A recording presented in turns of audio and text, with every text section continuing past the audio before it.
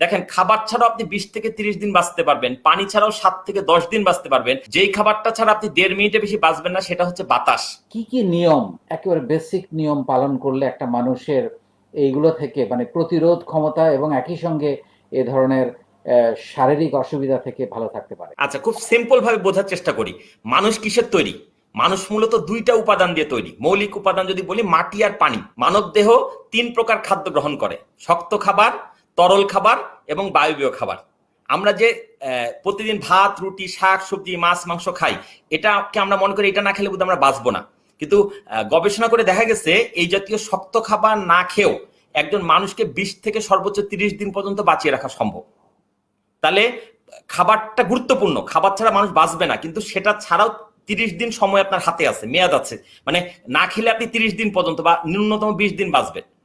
কিন্তু যে জিনিসটা ছাড়া আপনি 7 থেকে 10 দিন বাঁচবেন না সেটা হচ্ছে পানি। এবং মজার ব্যাপার হচ্ছে, মানব দেহ, আমরা বলি মানুষ মাটির তৈরি, ঠিক আছে, কিন্তু মাটির পরিমাণ মাত্র 28 ভাগ, আর বাকি 72 ভাগ হচ্ছে পানি। সত্যিকার অর্থে মানব দেহ থেকে যদি পানি বের করে নেওয়া হয়, তাহলে আমি আপনি একটা ছোট্ট, মানে কি বলবো, স্তূপ ছাড়া কিচ্ছু হবো না। আমাদের পুরা শরীরের 72 ভাগই হচ্ছে পানি। আমাদের হাড় সবচেয়ে শক্তিশালী অংশ, সেটারও 40 ভাগ পানি। আমাদের মগজ, তার 80 ভাগই পানি। রক্ত তো পানি, মাংস তো পানি আছেই। সো কেউ যদি শুধু পানি খাওয়ার নিয়ম ফলো করে, অর্থাৎ কেউ যদি সঠিক নিয়মে পানি পান করে, তাহলে তার 72 ভাগ রোগ নিরাময় হবে। কেন? কারণ হচ্ছে পানির দিয়ে তার 72 ভাগ তৈরি। তো পানিটাই যদি সে ঠিক করতে পারে, তার 72 ভাগ রোগ নিরাময় হবে। তৃতীয় যেটা গুরুত্বপূর্ণ সেটা হচ্ছে, দেখেন, খাবার ছাড়াও আপনি 20 থেকে 30 দিন বাঁচতে পারবেন, পানি ছাড়াও 7 থেকে 10 দিন বাঁচতে পারবেন। যেই খাবারটা ছাড়া আপনি 1.5 মিনিটে বেশি বাঁচবেন না সেটা হচ্ছে বাতাস বা শ্বাস প্রশ্বাস। মানব শিশু যখন পৃথিবীতে আসে, মায়ের বুক থেকে ভূমিষ্ঠ হয়, প্রথমে কিন্তু তাকে যে খাবারটা দেওয়া হয় সেটা হচ্ছে বাতাস। মায়ের পেট থেকে শিশুকে বের করার পর ডাক্তার সাহেব প্রথমে যে কাজটা করে, শিশুর পিঠে বাড়ি মেরে, থাবড় মেরে তার শ্বাস প্রশ্বাস চালু করে দেওয়া হয়। এই তার জীবনের শুরু। জীবনের শুরু কিন্তু মায়ের পেট থেকে বের করার পর প্রথমে ভাত, রুটি, গোস্ত খাওয়ানো হয় না, প্রথমে কিন্তু পানি খাওয়ানো হয় না, প্রথমে বাতাস খাওয়ানো হয়। বাতাস দিয়ে শুরু।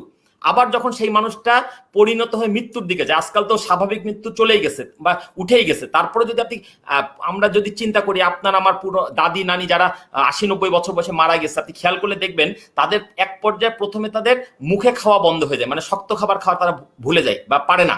তারপরেও তাকে পানি বা লিকুইড খাই কয়েকদিন বাঁচিয়ে রাখা যায়। তারপরে যেদিন শ্বাসটা যায়, তখন তাকে মৃত ঘোষণা করা হয়। তাহলে মানব দেহ পৃথিবীতে শ্বাস দিয়ে শুরু, শ্বাস দিয়ে শেষ। আমরা যদি শুধু শ্বাসের ব্যায়ামটা করি, যেটার জন্য দেখেন, খাবারকে মানুষ ব্যবসায়িক উপাদানে পরিণত করে ফেলেছে। খাদ্যের উপরে বেচা কেনা, মানে আমি ইচ্ছা করলে খাবার পাচ্ছি না, কিনে খেতে হচ্ছে। পানিকেও মানুষ ব্যবসায়িক উপাদান করেছে, কিন্তু বাতাসটা এখনো ব্যবসায়িক উপাদান হয়নি এবং সম্ভব না। হ্যাঁ, বাতাস নিয়েও ব্যবসা হচ্ছে আইসিইউতে, কিন্তু নর্মালি যদি আপনি চিন্তা করেন, আমরা কিন্তু যেটা নিয়ে বেঁচে আছি সার্বক্ষণিক, যেটা, সেটা হচ্ছে বাতাস, এবং সেটা কিন্তু আমরা এমনি নিতে পারছি। সো আমাদের প্রত্যেকটা মানুষের উচিত যে আমাদের বাতাস নেওয়াটাকে পরিপূর্ণভাবে নেওয়া। কিন্তু আমরা অধিকাংশ মানুষ, আপনি শুনলে হয়তো অবাক হবেন, যে আংশিক বাতাস নিয়ে, মানে ন্যূনতম যেটুকু না নিলে নয়, শুধু সেটুকু নিয়ে আমরা বেঁচে থাকি। আমাদের ভুলটা হচ্ছে এখানে যে আমরা ফুসফুসটাকে পর্যাপ্ত কাজে লাগাই না। আমরা ফুসফুসটা এখন তো করোনা ছাড়া নর্মাল সময়েও আমরা আমাদের ফুসফুসকে আংশিক কাজে লাগিয়ে আমরা বেঁচে থাকি। কিন্তু কোনো মানুষ যদি তার ফুসফুসকে পরিপূর্ণ ব্যবহার করতে পারে, তাহলে সে কখনোই রোগাক্রান্ত হবে না, অসুস্থ হবে না। কারণ ফুসফুসকে ব্যবহার করা বলতে পর্যাপ্ত অক্সিজেন টানতে হবে, এবং অক্সিজেন টানলে তার ভেতরে শরীরের প্রত্যেকটা কোষে কোষে অক্সিজেন পৌঁছে যাবে।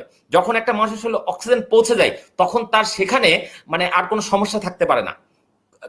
কোষের খাদ্য কিন্তু কোনো ভাত, রুটি, গোস্ত না, পানি না, তার খাদ্য কিন্তু এই বাতাস, অক্সিজেন। তো তাকে বাতাস দিতে হবে। আপনি হয়তো এরকম শুনে থাকবেন, ইদানিং করোনা যে সকল মানুষজন আক্রান্ত হচ্ছে এবং পরে সুস্থ হচ্ছে, দীর্ঘদিন তাদের দুর্বলতা কাটতেছে না, বা তারা বলছে আমরা এখনো দুর্বল ফিল করছি, বা কারো গিটে ব্যথা শুরু হয়েছে। এর কারণ কি জানেন? যখন তারা করোনায় মানে সিভিয়ার পর্যায়ে চলে গেছিল, মারাত্মক আক্রান্ত ছিল, তখন সে পর্যাপ্ত শ্বাস নিতে পারে নাই, অর্থাৎ মিনিমাম অক্সিজেন পেয়েছে।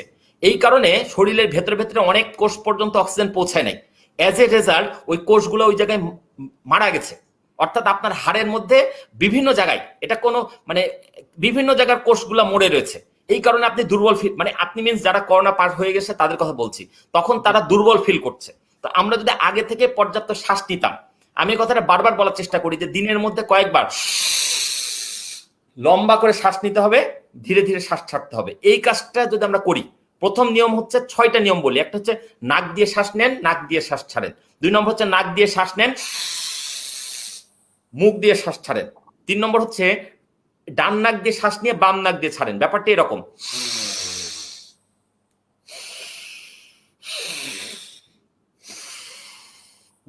তারপরে আমরা যদি এই ব্যায়ামগুলো কয়েকবার করতে পারি দিনের মধ্যে যে কোনো সময়, তাহলে আমাদের ভেতরে পর্যাপ্ত অক্সিজেন পৌঁছে যাবে। এবং অক্সিজেনের আধার যদি আপনি নিজের বডিটাকে বানাতে পারেন, আপনার খাবারে যদি ঘাটতি থাকে, পানিতে যদি ঘাটতি থাকে, তারপর আপনি রোগাক্রান্ত হবেন না। প্রথম কাজ পর্যাপ্ত অক্সিজেন ঢুকাতে হবে। দ্বিতীয় কাজ হচ্ছে পর্যাপ্ত পানি পান করতে হবে। পানি পান করার একটা বেসিক নিয়ম আছে যেটা আমরা অনেকেই ভুলতে বসেছি, সেটা হচ্ছে কোনো অবস্থাতে দাঁড়িয়ে পানি পান করা যাবে না। আমরা অনেকে মনে করি এটা বোধহয় কোনো ধর্মীয় পয়েন্ট অফ ভিউতে, না, এটা সায়েন্টিফিক অনেক ব্যাখ্যা আছে। আমি এটার উপর একটা বই লেখার কাজ করছি এই মুহূর্তে। আমার বইটার নাম জল চিকিৎসা। মানে আমি একটা বইয়ের শুধু দেখানোর চেষ্টা করব বিভিন্ন বিশেষজ্ঞের কথা দিয়ে, উদ্ধৃতি দিয়ে, যে কিভাবে শুধু পানি দিয়ে মানুষকে সুস্থ রাখা সম্ভব। পানি দিয়ে মানে পানির সঠিক নিয়ম ফলো করে খাওয়া, পানির গোসল, পানির অজু, সবকিছুর সায়েন্টিফিক নিয়ম যদি আমরা ফলো করি, করোনা আপনাকে ধরতে পারবে না। আমি একটা কথা প্রায় ফেসবুকে বলার চেষ্টা করি যে সবসময় অজুর উপরে থাকুন। আমি এই কথাটা কেন বলছি, আপনারা অনেকে ভাবতে পারে যে আমি ওদের খুব ধর্মীয় পয়েন্ট অফ ভিউ থেকে কথাটা বলছি। হ্যাঁ, আমি অবশ্যই একজন প্র্যাকটিসিং মুসলিম, বাট আমি আসলে এটা ধর্মীয় পয়েন্ট অফ ভিউ থেকে না, আমি এটা সায়েন্টিফিকলি ব্যাখ্যা দিতে পারি। যে ডাক্তাররা বলছে আপনার গলার ভেতরটা যেন শুকনা থাকে, আপনার বারবার হাত ধুয়ে নেন, আপনি যদি অজু অবস্থায় থাকেন, তাহলে কিন্তু আপনার ওই কাজটাই বিকল্পভাবে হয়ে যাচ্ছে, আপনার বাইরের রোগ জীবাণু মুক্ত হয়ে যায়। দেখেন আমাদের শরীরের প্রান্তভাগ, মানুষের ভিতরে ঢোকার কিছু রাস্তা আছে, মুখ, নাক, কান, এই জিনিসগুলো, চোখ, এগুলা দিয়ে ভেতরে জীবাণু ঢুকতে পারে এবং ভালো জিনিস ঢুকতে পারে। আমরা এই জিনিসগুলোকে যদি অজুর মাধ্যমে বা সবসময় ধোয়ার মধ্যে রাখি, তাহলে আমরা এমনি সুস্থ থাকতে পারবো। আমরা যদি পর্যাপ্ত পানি পান করি, পর্যাপ্ত পানি পান করতে হবে বস, মানে প্রস্রাবের কালার কোনো অবস্থাতেই হালকা হলুদ হতে দেওয়া যাবে না, এই পরিমাণ পানি পান করতে হবে। আপনি পানি কম, একজন মানুষ পানি কম করলে তার প্রস্রাবের রং আস্তে আস্তে হলুদ হয়ে যাবে, এবং বুঝতে হবে যে তার কিডনি তখন ক্ষতিগ্রস্ত হচ্ছে। আমার শরীরটাকে ক্লিন করার জন্য আপনি দেখেন, আমরা একটু বাইরে ধুলাবালি লাগলে গোসল করে ফেলি, পরিষ্কার হয়, তাতে বাইরেটা পরিষ্কার হয়, কিন্তু ভেতরটা পরিষ্কার করার উপায় কি? একটাই উপায়, ওখানে কিন্তু সাবান দিয়ে আপনি ডলতে পারবেন না, ওখানে একটাই উপায়, সেটা হচ্ছে আপনি পর্যাপ্ত পানি পান করবেন। ওই পানিটা আপনার শরীরের ভিতরে ক্লিনজিং এর কাজ করবে। এবার আসি শক্ত খাবার। 3টা জিনিস বলেছি, একটা হচ্ছে বাতাসের কাজ করতে হবে, 2 নম্বর হচ্ছে পানি। পানি পানে আপনি বলছিলেন বসে পানি পান করতে হবে, এছাড়া আর কোনো আরো এখানে আসলে অনেক ব্যাখ্যা আছে। প্রথম কথা হচ্ছে বসে পানি পান করতে হবে, প্রথম নিয়ম। দ্বিতীয় নিয়ম হচ্ছে পানিটা অবশ্যই 3 ঢোকে পান করতে হবে। মানে একবারে আমরা যে ঢেলে দেয় অনেক সময় গলায়, এই জিনিসটা খুব ভুল হয়। আমাদের পানিটাকে 3 ঢোকে আস্তে আস্তে, মানে প্রথমে আমরা না খাবার খাই, খাবারের মজাটা উপলব্ধি করতে পারি না। একটা কথা আছে এরকম যে খাবার খাও পান করে, পানি খাও চিবিয়ে। পানি খাও চিবিয়ে বলতে বোঝান পানি আবার চিবাও কি করে? এটা তো তরল খাবার। ব্যাপারটা হচ্ছে পানিটা মুখে নাও, কিছুক্ষণ মুখে নিয়ে করে মুখের লালাগুলা পানির সাথে মেশাও, তারপরে আস্তে করে গেল, এবং পানিটা যখন ভেতরে যাচ্ছে তখন আপনি একটা অনুভব করেন, আপনি ফিলিংসটা নেন যে আমি একটা ভালো জিনিস ভেতরে ঢুকাচ্ছি। আসলে মানুষের মন মানুষকে সুস্থ রাখতে পারে। আপনি যদি মানসিকভাবে চিন্তা করেন যে আমি পানি খাচ্ছি, মানে আমার শরীরটাকে আমি সুস্থ রাখার পদ্ধতির দিকে আগাচ্ছি, এই পানি আপনার জন্য সর্বোচ্চ সকল রোগের মহৌষধ হতে পারে ইনশাল্লাহ। তৃতীয় যেটা কথা, সেটা হচ্ছে যে সম্ভব হলে পানিটা 2 হাতে খাবেন। 2 হাতে খাওয়ার কারণ হচ্ছে আমাদের 2 পাশে 2টা কিডনি আছে। যদি আমরা 2টা কিডনিকে সমান ভালোবাসতে চাই, তাহলে আমাদের 2 হাতে পানি পান করা উচিত। অ্যাটলিস্ট ডান হাতে যেন আমরা পানিটা পান করি, আস্তে আস্তে পানি পান করা। আরেকটা কথা হচ্ছে খাবারের মাঝখানে কখনো পানি খাওয়া যাবে না। আপনি একটু খেয়াল করলে দেখবেন পৃথিবীতে কোনো প্রাণী, মানুষ ছাড়া কোনো প্রাণী শক্ত খাবার এবং পানি একসাথে খায় না। বাঘ যখন হরিণ শিকার করে, হরিণের গোস্ত খায়, কিছুক্ষণ পরে নদীর ঘাটিকে পানি খায়। ইভেন আপনার বাসার পোষা মুরগি, কবুতরকে যদি আপনি কিছু একটা পাত্রে শক্ত খাবার, ভাত, চাল, গম, আরেকটা পাত্রে পানি দেন, দেখবেন সে যখন ভাত খাচ্ছে তখন ভাতটাই খাচ্ছে, পানিতে মুখ দিচ্ছে না। আমরা মানুষই একমাত্র প্রাণী যে খাবার নিয়ে আর পানি নিয়ে বসে, এবং পানিটা খাবারের মধ্যে মধ্যে খেতে খেতে ওই খাবারটাকে হজম করার রসগুলাকে পাতলা করে ফেলে। এজ এ রেজাল্ট খাবারটা তার ভেতরে গিয়ে ঠিক মতো হজম হচ্ছে না, এবং প্রত্যেকটা মানুষ পেটের পিটায় ভুগছে। একে তো মানুষ উল্টাপাল্টা খাচ্ছে, 2 হচ্ছে যেটুকু খাচ্ছে সেটাকে হজম করার শক্তি হারিয়ে ফেলছে। তাহলে আপনি যদি একটা গাড়ি কিনেছেন, একটা গাড়ি আপনার চলার কথা অকটেনে, আপনি অকটেনে চালাতে গিয়ে আপনি ডিজেলে যদি চালানোর চেষ্টা করেন, চলবে? তা আমাদের বডিটা এরকম হয়ে গেছে, আমরা যাতে চলার কথা, যে খাবারটা না খেলে শরীরে ভালো হতো সেই খাবারগুলো আমরা খাচ্ছি। আমাদের চিনি বর্জন করার সময় এসেছে। আমাদের এখন হচ্ছে আপনার বিশেষ করে করোনার টাইমে ধূমপান বর্জন করার সময় এসেছে। কোনো অবস্থাতেই আসলে আমরা কিছু ভুল সিদ্ধান্ত নিচ্ছি। আমরা ধূমপানকেও অব্যাহত রাখছি, আবার করোনার বিপক্ষেও কাজ করছি। আমি পরিষ্কার ভাষায় বলতে চাই ভাই, যদি করোনা মোকাবেলা করতে হয়, মাস্ক পরা, সামাজিক দূরত্ব রক্ষা করার চাইতে ধূমপান বন্ধ করা, কোমল পানীয় ত্যাগ করা, চিনি খাওয়া ছেড়ে দেওয়া, আলগা তেল মানে বেশি তেল দিয়ে রান্না করা খাবার ছেড়ে দেওয়া, এগুলো যদি আমরা করতে পারি অনেক বেশি কার্যকর হবে, অনেক বেশি কার্যকর হবে। আমরা সিম্পল ব্যাপারগুলো বুঝতেছি না। আমরা মানে খরচ, এখন অনেকের আয় রোজগার কমে গেছে, আমি বলি এরপরও আতঙ্কিত হওয়ার কোনো কারণ নেই, কারণ আপনার যদি সুস্থ নিয়মে খান তাহলে আপনার খাওয়া খরচ এমনি 1/3 নেমে আসবে। পৃথিবীতে কোনো প্রাণী ভরপেট থাকা অবস্থায় আবার খায় না, মানে ক্ষুধা না লাগা পর্যন্ত খায় না। আর মানুষের কাজ হচ্ছে দিনেও খায় রাতেও খায়। আপনি আরেকটা দেখেন, প্রকৃতিতে যারা দিনের বেলা খায় সূর্যোদয় থেকে সূর্যাস্ত, তারা কিন্তু সন্ধ্যার পরে খাদ্য গ্রহণ করে না। আর যারা রাতের নিশাচর প্রাণী, তারা রাতে খায় দিনের বেলা খায় না। আমরা এমন এক মানুষ সর্বভোগ প্রাণীতে পরিণত হয়েছে, দিনেও খাই রাতেও খাই। আমাদের একটা কথা আছে এরকম, সকালে খাও রাজার মতো, দুপুরে খাও প্রজার মতো, রাতে খাও ভিখিরির মতো। মানে সকালবেলা বেশি খাও, যেহেতু তুমি সারাদিন কাজ করবা, দুপুরবেলা একটু কম খাও, রাতের বেলা খাওয়ার পর তার কোনো কাজ নাই, ক্যালোরি বার্ন করার কোনো জায়গা নাই, আমাকে ঘুমাতে হবে, বিশ্রাম নিতে হবে,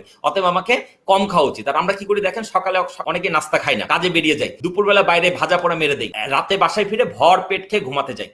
এটা তো স্ট্রোক হওয়ার, হার্ট অ্যাটাক হওয়ার বড় কারণ। আমাদের যে রোগ বালাই হচ্ছে, দুঃখিত, আমাদের এই রোগ বালাইয়ের কারণ কিন্তু আমরা নিজেরাই। ডাক্তারের কাছে গিয়ে মানে আমরা রোগ বাধায় গিয়ে বলছি ডাক্তার সাহেব বাঁচান, ডাক্তার সাহেব কি করবে, ওষুধ দিতে পারে। কিন্তু আমি বলতে চাচ্ছি, যদি নিজের নিয়ম নিজে ফলো করতে পারি, তাহলে আমাদের ওষুধের কাছে যাওয়াই লাগবে না, ডাক্তারের কাছে যাওয়াই লাগবে না। পৃথিবীতে এখন যে মেডিকেল সায়েন্স, যেটা ছাড়া আমাদের চলছে না।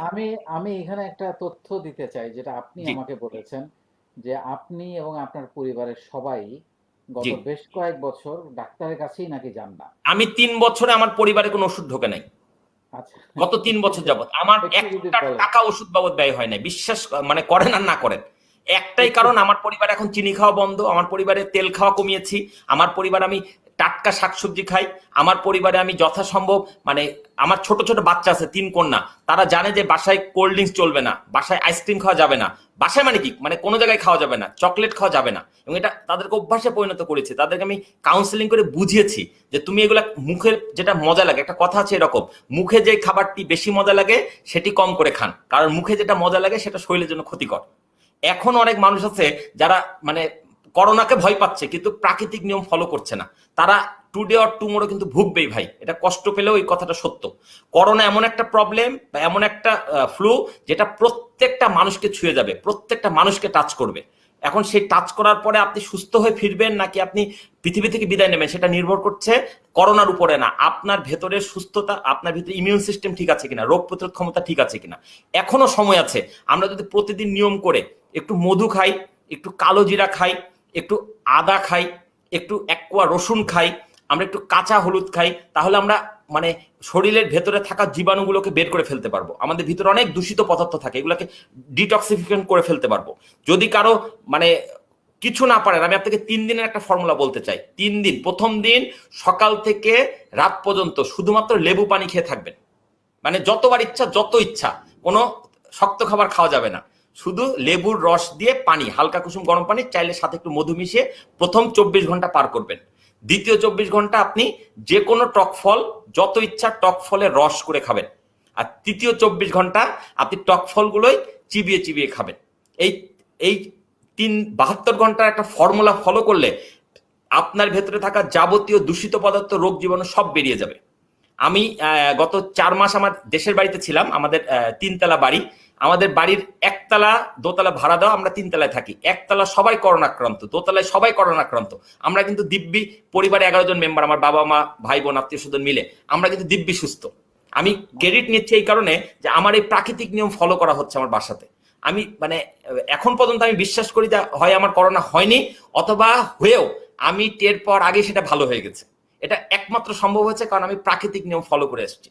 যদি করোনাকে ভয় পাওয়ার কোনো কারণ নাই, যদি কিনা আপনার ভেতরের ইমিউন সিস্টেম ঠিক থাকে।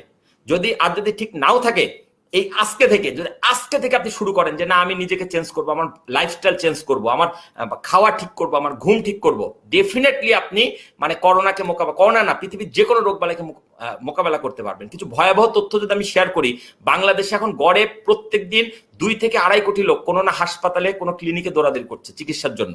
হয়তো করোনা কারণ একটু কম আছে, কিন্তু আলটিমেটলি এই রোগগুলা, রোগাক্রান্ত মানুষ, এত রোগাক্রান্ত হচ্ছে কেন মানুষ? আগে তো এত রোগ বালাই ছিল না। আগে বছর 10-20 আগে আমি দেখেছি রোগ হলে ডাক্তারকে খবর দিলে ডাক্তার কাকু বাসায় এসে চিকিৎসা করতেন। আপনি পুরোনো দিনে বাংলা সিনেমা এটা দেখতে পাবেন। আর এখন ডাক্তারের চেম্বারের সামনে সন্ধ্যা থেকে লাইন লাগে, মাঝরাত পর্যন্ত ডাক্তার রুগী দেখে, তারপর রুগী ফুরাচ্ছে না। এত মেডিকেল কলেজ, এত হাসপাতালে পরে তো আমার রোগ কমে আসার কথা, কিন্তু দিনে দিনে মানে হাসপাতাল এবং রুগী, ডাক্তারের চাইতে রুগীর সংখ্যা বহুগুণ বেড়ে যাচ্ছে। এটা কেন হচ্ছে?